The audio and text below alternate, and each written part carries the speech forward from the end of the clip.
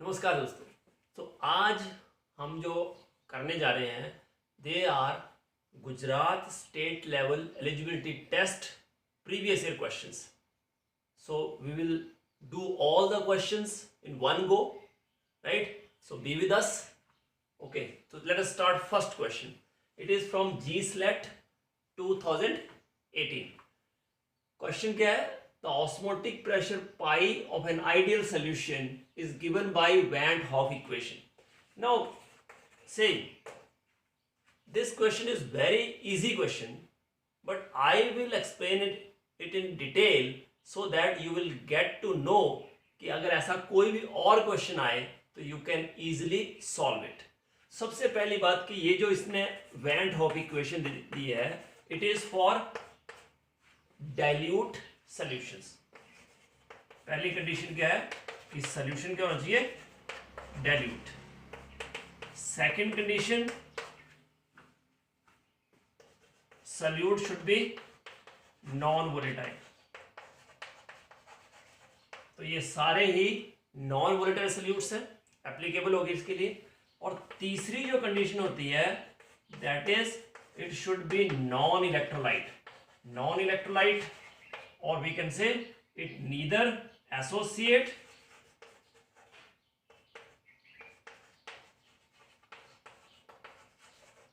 nor dissociate in the solvent. ये condition तीनों अगर कोई सेटिस्फाई करता है तो we can apply this equation. But यहां क्या हो रहा है? Sucrose is non electrolyte, glucose is non electrolyte. इन दोनों के लिए इट इज एप्लीकेबल.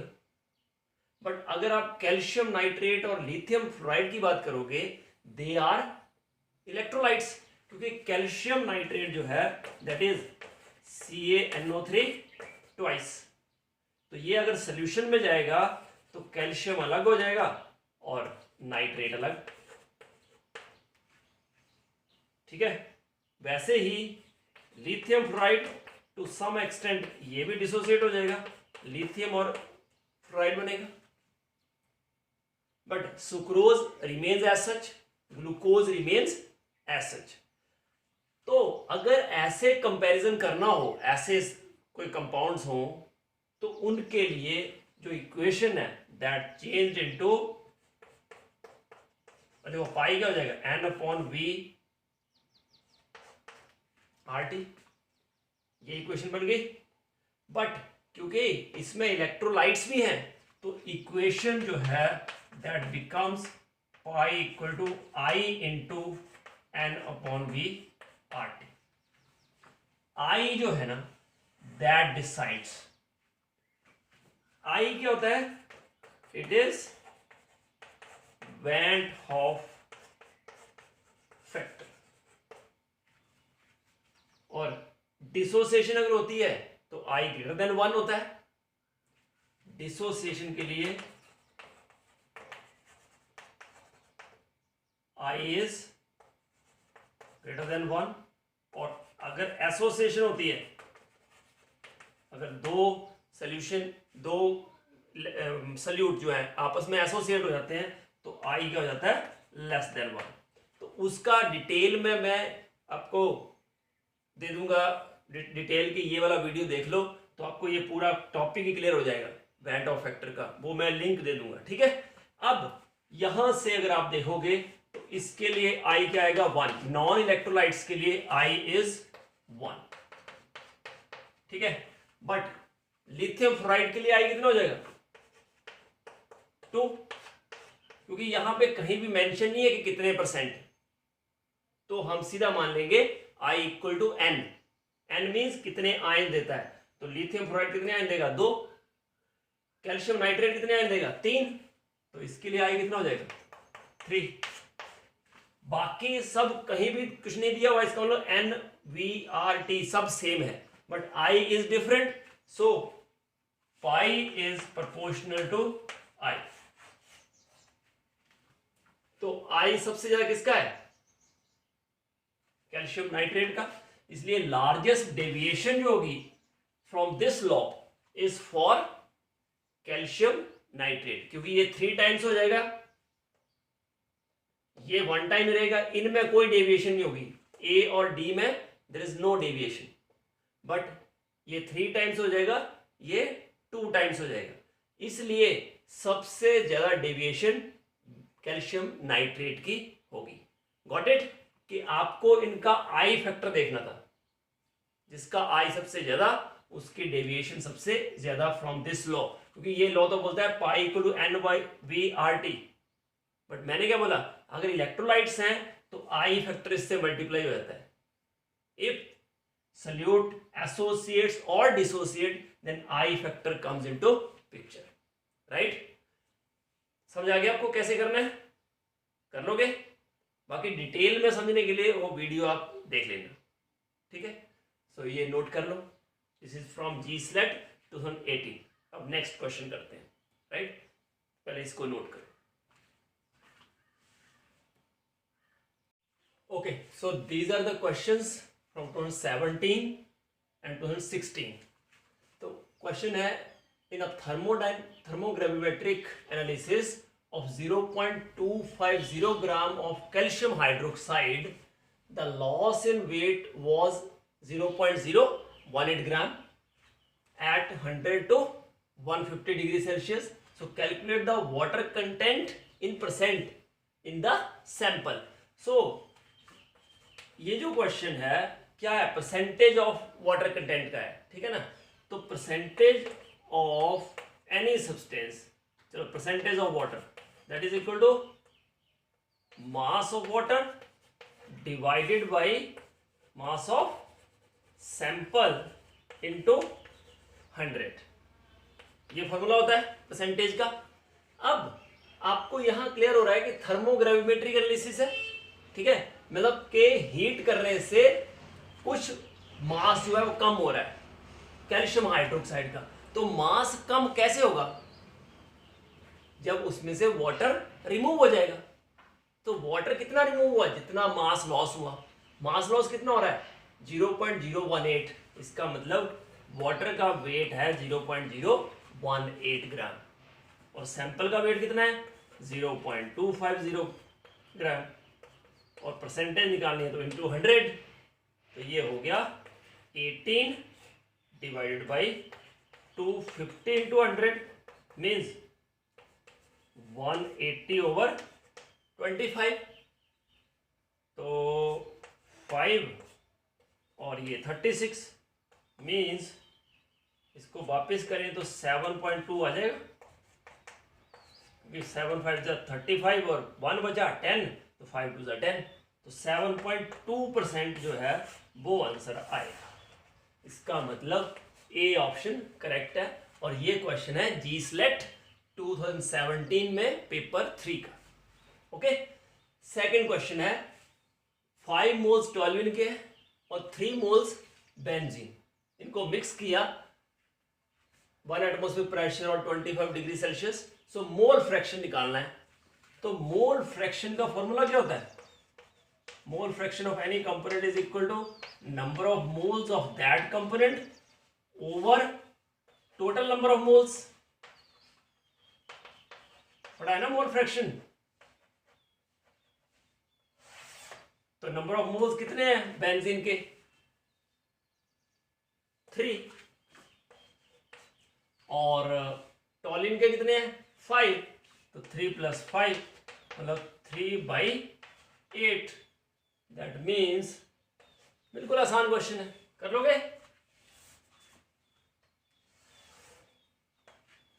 ये क्वेश्चन 2 का आंसर हो गया, ये क्वेश्चन 3 का आंसर हो गया। आसान है ना, कर लोगे? Next, consider that a binary mixture boils and its vapours condenses at the same temperature. इसका मतलब ये कांस्टेंट बॉइलिंग मिक्सचर है, ठीक है, जिसमें वेपर का और सोल्यूशन का कंपोजिशन क्या है? सेम, उनका मोल फ्रैक्शन सेम होता है वेपर फेज में और सोल्यूशन फेज में। बट आगे पूछा है कि कब? When it is prepared by mixing 60 gram of a है 60 ग्राम और उसका मॉलिक्यूलर वेट जो है वो है 40 ग्राम पर मोल। तो इन दोनों से we can calculate number of moles. कितने हो जाएंगे? Weight of A over molecular weight of A means 60 over 40 means 6/4 means 3/2, right. दूसरा बी जो है वो कितना है? 120 ग्राम, और जो उसका मॉलिक्यूलर वेट है वो है 80 ग्राम पर मोल। तो number of moles of B कितने हो जाएंगे? Weight of B over molecular weight of B कितना हो जाएगा? 120 ओवर 80, 12 ओवर 8 वही 3/2। नंबर ऑफ मोल सेम है तो मोल फ्रैक्शन भी सेम होंगे, और बराबर हैं तो मोल फ्रैक्शन 1/2 1/2। पर फिर भी हम डिटेल में कर लेते हैं इसको। Mole fraction of A is equal to number of moles of A over number of moles of A plus B, right. तो ये 3/2 divided by 3/2 plus 3/2 means 3/2 divide by 2 times 3/2, इसका मतलब 1/2। तो मोल फ्रैक्शन आ गया ए का 0.5, और टोटल सम कितना होता है मोल फ्रैक्शन का? 1। इसका मतलब बी जो है 1 माइनस एक्स है मीन्स 1 माइनस 0.5 दैट इज 0.5। इसका मतलब मोल फ्रैक्शन ऑफ ए और बी दोनों का ही 0.5 आएगा। और ये क्वेश्चन है, ये दोनों 2016 Gujarat state level eligibility test के क्वेश्चंस हैं, ठीक है। तो जस्ट नोट डाउन, फिर हम नेक्स्ट क्वेश्चन करते हैं। 4 क्वेश्चन अपने हो गए, ठीक है।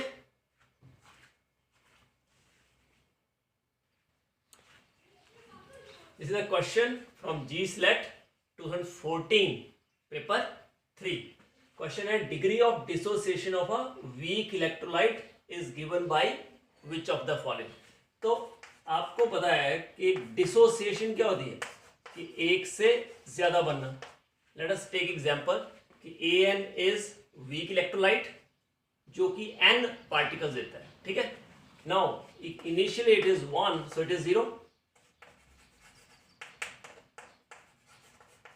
Now at equilibrium, if alpha is degree of dissociation, तो अल्फा हमने ले लिया डिग्री ऑफ डिसोसिएशन। तो अल्फा डिक्रीज होगा 1 से, तो अल्फा होगा तो ये कितना बन जाएगा? n alpha. 1 से n बनता है तो अल्फा कम हुआ तो अल्फा से कितना बनेगा? n alpha. अब I जो होता है van't Hoff factor, I that is Van Hoff factor, it is equal to number of particles before after dissociation or association divided by number of particles, पूरा लिख लेते हैं, बिफोर डिसोसिएशन और association, और abnormal colligative property over normal colligative property, normal molar mass over abnormal molar mass, अलग अलग type की observed colligative property over calculated colligative property. These are all definitions of i. वो मैं आपको link दे दूंगा, आप डिटेल में देख लेना, बट यहां पे ये फॉर्मूला फिट हो जाएगा। So I is equal to after dissociation कितने हो गए? 1 minus alpha plus n alpha, ये टोटल पार्टिकल्स हो गए। पहले कितने थे? Only 1। That implies I is equal to 1 plus n minus 1 alpha. तो यहां से I minus 1 equal to n minus 1 alpha. That implies I minus 1 over n minus 1 is equal to alpha. तो इसका मतलब डिग्री ऑफ डिसोसिएशन जो है that is I minus 1 over n minus 1, ठीक है। ऐसे ही एसोसिएशन के लिए होता है, आप फाइंड आउट कर सकते हो, it is I minus 1 over 1 by n minus 1। It is for association, degree of association. ठीक है, तो ये क्वेश्चन नंबर 5 हो गया जो कि 2014 में आया हुआ है। नेक्स्ट क्वेश्चन करते हैं, first note down this. Okay,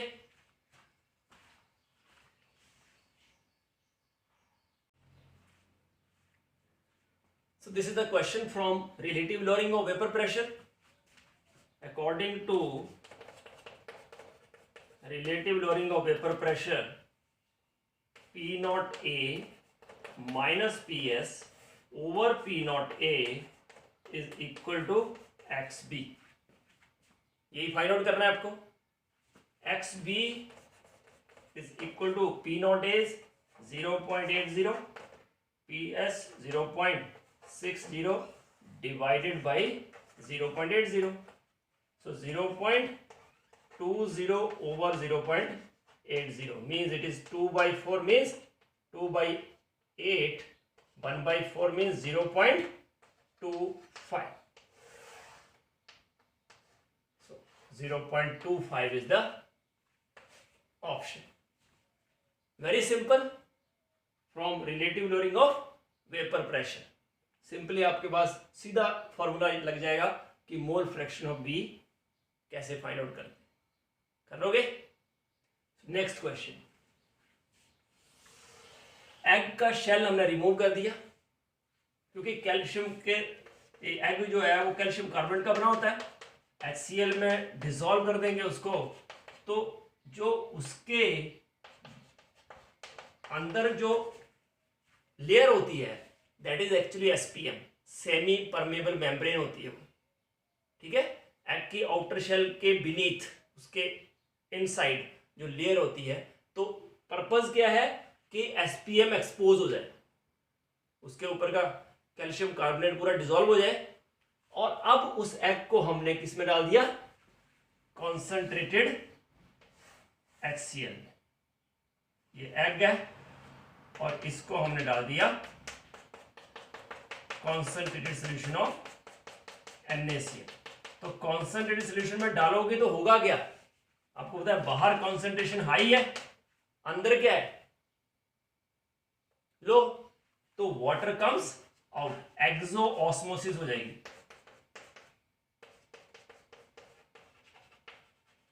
तो एक्सो ऑस्मोसिस होगी, ठीक है, तो उससे सेल का जो ये एग का जो साइज है वो क्या हो जाएगा, श्रिंक।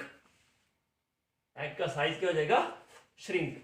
और यही एग अगर आप सिंपल वाटर में डालते तो क्या होता, स्वेल कर जाता, क्योंकि सॉल्वेंट अंदर जाता। It is a concept of osmosis, right, क्योंकि osmosis takes place from low concentration to high concentration, right. इसलिए सॉल्वेंट की मूवमेंट हो जाएगी। किसकी मूवमेंट होती है, सिर्फ सॉल्वेंट की, क्योंकि सेमी परमेबल मेम्ब्रेन जो है that allows only solvent to pass through it. समझ गए, क्योंकि इसने लिखा है कॉन्सेंट्रेटेड NaCl में डाला, इसलिए एग विल श्रिंक। अगर यही लिखा था कि egg is placed in water then what would happen, तो आप लिखते egg will swell. Okay, done. चलो नेक्स्ट करते हैं, ये नोट कर लें।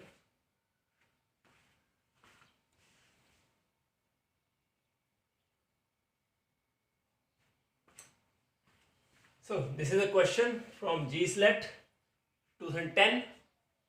The freezing point of equimolar aqueous solution will be highest for, they are all equimolar, सबके equimolar का मतलब क्या होता है, सबकी कॉन्सेंट्रेशन क्या है, सेम। ठीक है, अब आपको ये बताना है कि फ्रीजिंग पॉइंट सबसे ज्यादा किसका होगा। अब qualitative properties, depression in freezing point, और अगर इलेक्ट्रोलाइट भी हो तो फॉर्मूला हो जाता है, वैसे तो KFM होता है बट आई फैक्टर आ जाता है। बताया था मैंने आपको, जब भी एसोसिएशन या डिसोसिएशन होती है तो देयर इज अ डेविएशन और i van't Hoff factor comes into picture. अब आई की वैल्यू अगर हाई होगी तो डेल्टा TF भी हाई होगा। अगर डेल्टा TF हाई होगा तो इसका मतलब उसका TF क्या हो जाएगा, लो। समझो इसको कैसे, कि लेट अस टेक कि ये है फ्रीजिंग पॉइंट, तो डिप्रेशन जो है फ्रीजिंग पॉइंट का मतलब बिलो आएगा, तो ये TF1, TF2, TF3, इसका मतलब डिप्रेशन जितना ज्यादा होगा फ्रीजिंग पॉइंट उतना ही कम आएगा, क्योंकि T0F से देखा जाएगा ना, क्योंकि डेल्टा TF जो होता है that is T0F minus TF। देख लो, इसका मतलब TF क्या होगा, T0F माइनस डेल्टा TF। इसका मतलब डेल्टा TF जितना हाई होगा TF उतना ही लो होगा, बस ये याद रखना है आपको।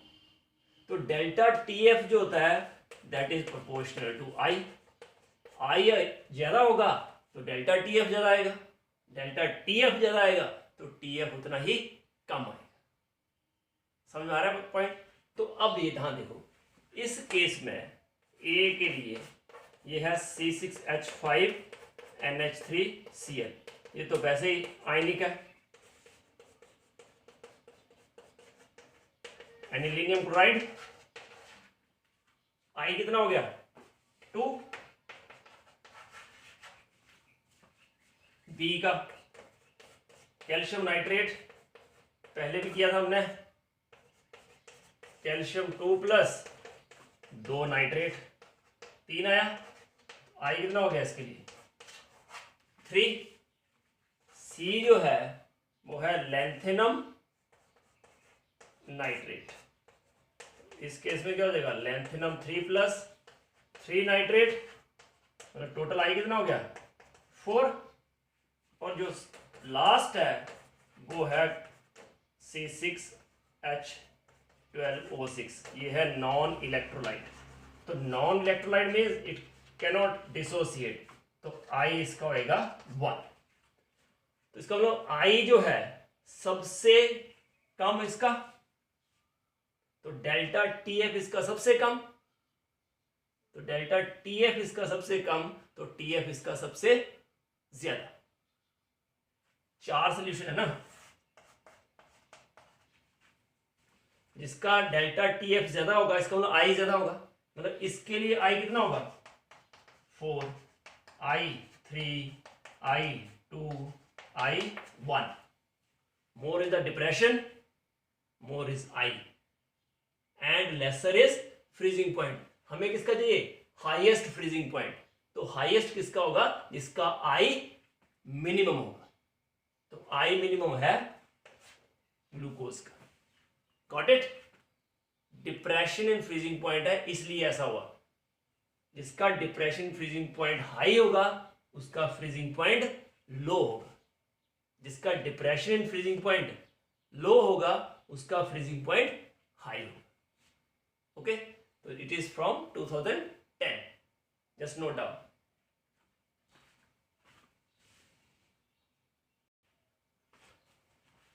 So this is the question from GSELECT 2008, the solution which have same osmotic pressure। तो जिनका osmotic pressure same होता है उनको बोलते हैं आइसोटोनिक सॉल्यूशंस और आइसोऑस्मोटिक सॉल्यूशंस। तो जिनका ऑस्मोटिक प्रेशर कंपेरेटिवली ज्यादा हो, हायर ऑस्मोटिक प्रेशर जिनका होता है एज कंपेयर टू अदर, उसको बोलते हैं हाइपरटोनिक सॉल्यूशन। और जिसका ऑस्मोटिक प्रेशर लोअर होता है कंपेरेटिवली, दोनों का कंपेयर करें, लोअर ऑस्मोटिक प्रेशर वाले को बोलते हैं हाइपोटोनिक। ठीक है, तो आइसोथर्मल सॉल्यूशंस क्या होते हैं, सेम टेम्परेचर हो, या एजियोट्रोपिक जिनका composition in the vapour phase and solution phase same हो और जिनका बॉइलिंग पॉइंट कांस्टेंट हो। ठीक है, उनको बोलते हैं एजियोट्रोपिक मिक्सचर, राइट। तो ये नोट कर लो। Next question,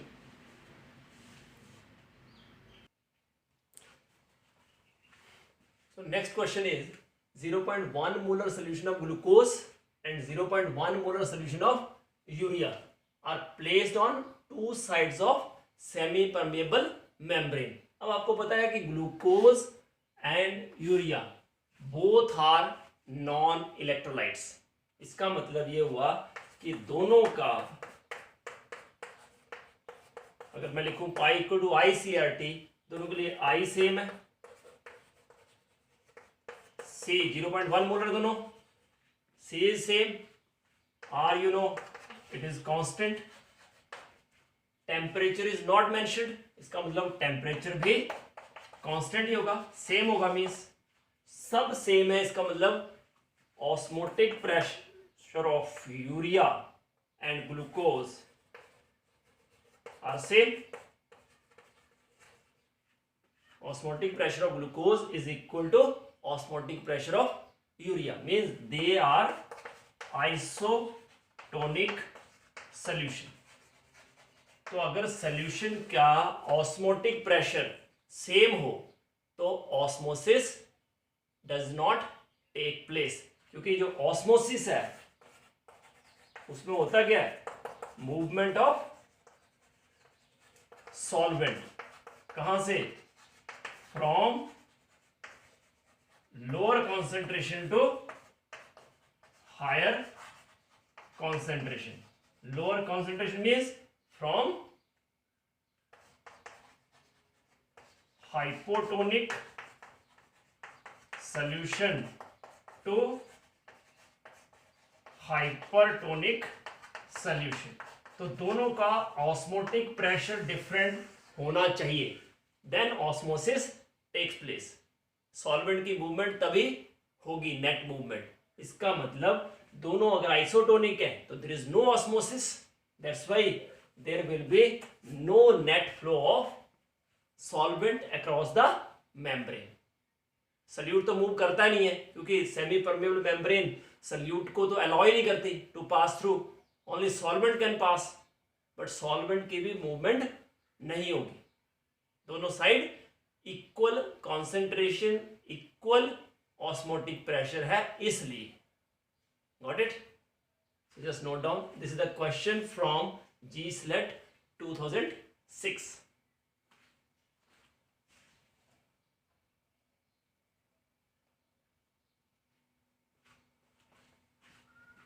So these are the two questions from GSLET 2003, GSLET 2002. Which of the following is not a colligative property? Very simple question. You know there are 4 colligative properties: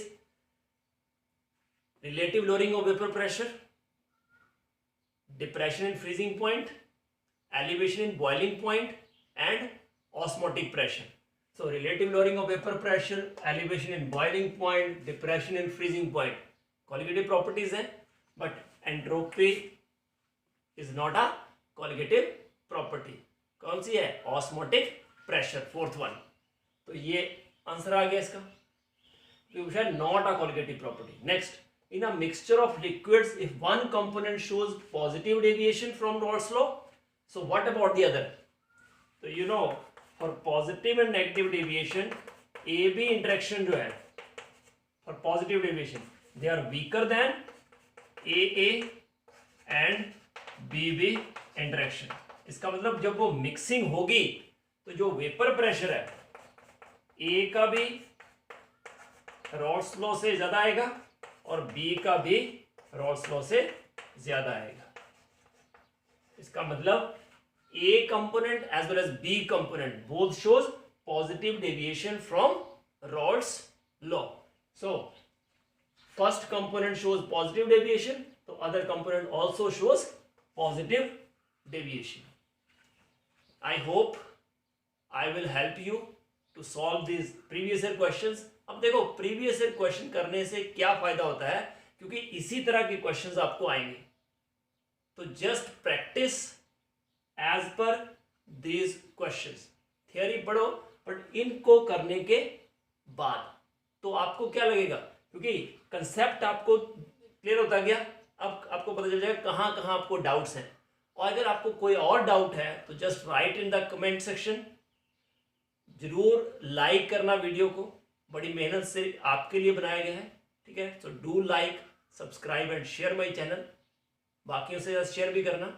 God bless you all, happy learning and all the best for your GSLET exam, or even it is helpful for NET exam, for GATE exam, for your ONGC exam, BARC exam, क्योंकि competitive exam में chemistry तो वही रहेगी। आपको ये objective question करने आगे, इसका मतलब आपने बहुत कुछ सीख लिया आज। तो बी हैप्पी और अच्छे से मेहनत करो। God bless you, bye.